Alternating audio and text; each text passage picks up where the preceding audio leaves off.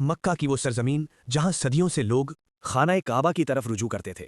اسی مقدس شہر میں قریش کا وہ خاندان آباد تھا جسے بنو ہاشم کہا جاتا ہے۔ اسی خاندان میں ایک ایسی شخصیت نے جنم لیا جس کی پیشانی کا نور پوری دنیا کو روشن کرنے والا تھا، حضرت عبداللہ بن عبد المطلب۔ آپ مکہ پہ سردار عبد المطلب کے سب سے لاڈلے اور حسین بیٹے تھے۔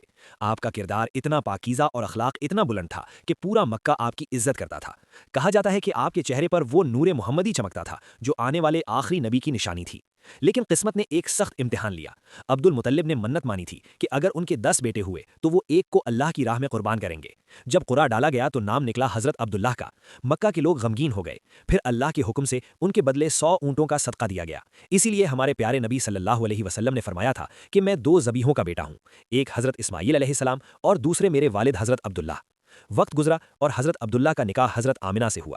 یہ ایک مبارک جوڑا تھا، مگر شادی کے کچھ ہی عرصے بعد آپ تجارت کے سلسلے میں ملک شام کی طرف روانہ ہوئے۔ واپسی پر یثرب، جسے آج ہم مدینہ کہتے ہیں، کے مقام پر آپ کی طبیعت بگڑ گئی۔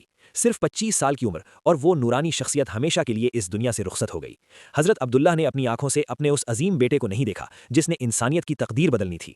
جب ہمارے پیارے نبی صلی اللہ علیہ وسلم اس دنیا میں تشریف لائے تو آپ پیدائشی یتیم تھے۔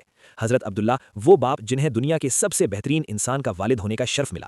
ان کی زندگی مختصر سہی، مگر ان کا نام تاریخ کے سنہری پنوں میں ہمیشہ کے لیے امر ہو گیا۔